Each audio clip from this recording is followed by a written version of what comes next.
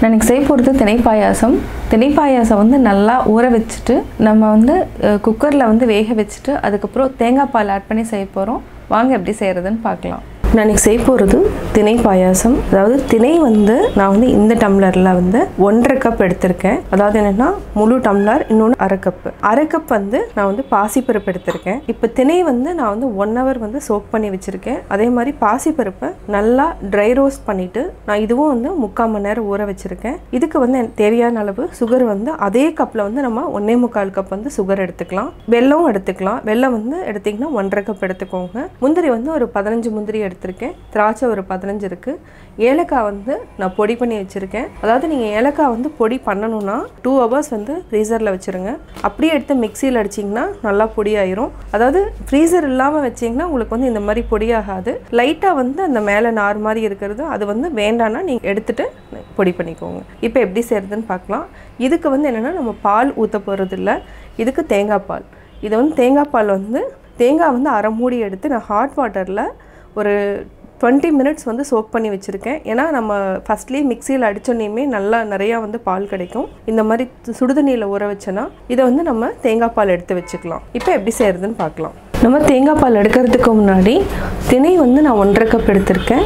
இதையும் நம்ம குக்கரில் போட்டுக்கலாம். இதை வந்து மினிமம் வந்து ஒரு 8 விசில் விட்டு எடுக்கணும். ஏன்னா அவ்வளோ குயிக்காக வேகாது.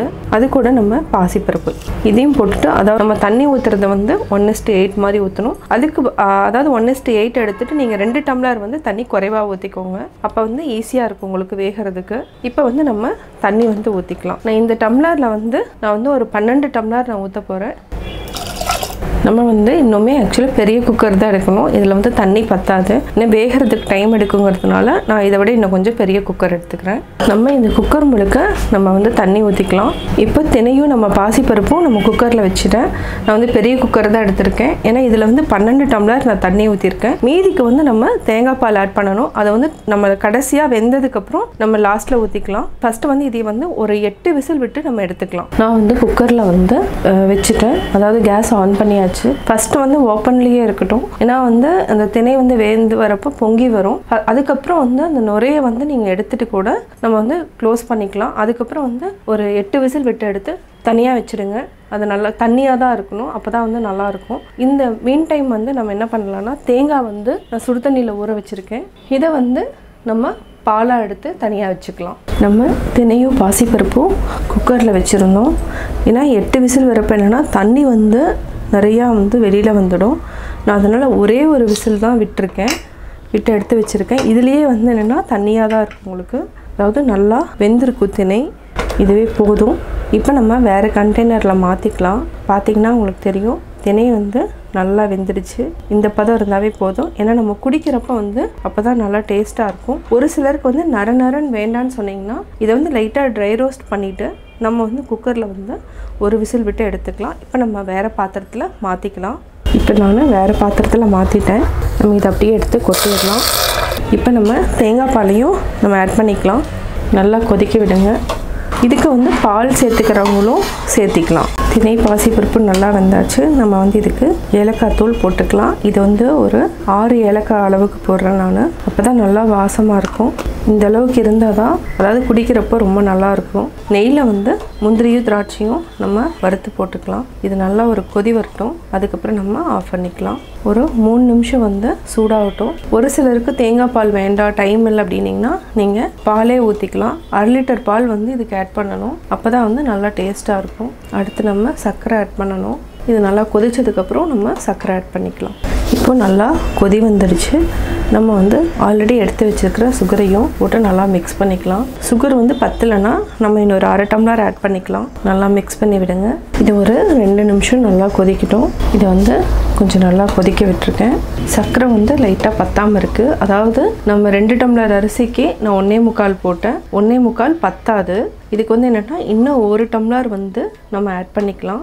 இதையும் நல்லா போட்டு மிக்ஸ் பண்ணிக்கோங்க. இது கொஞ்சம் நேரம் ஆக கொஞ்சம் நல்லா திக்காகும்.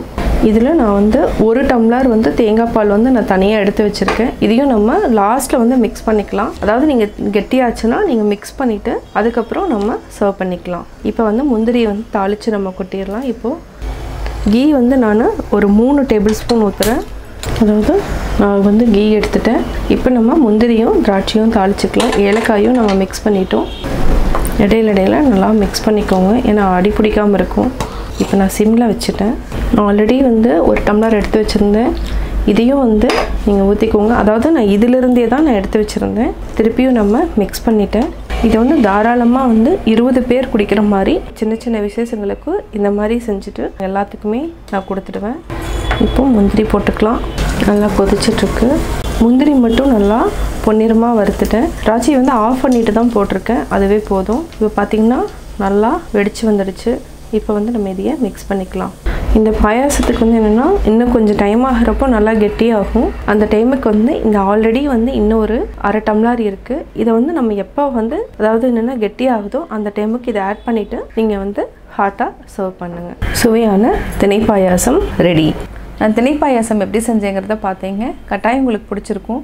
இதை வந்து கல்யாண நாள், பர்த்டே இந்த மாதிரி டைமில் வந்து நம்ம ஈஸியாக பண்ணிக்கலாம். நீங்களும் வீட்டில் ட்ரை பண்ணி பாருங்கள். உங்களுடைய கமெண்ட்ஸ் எனக்கு சொல்லுங்கள்.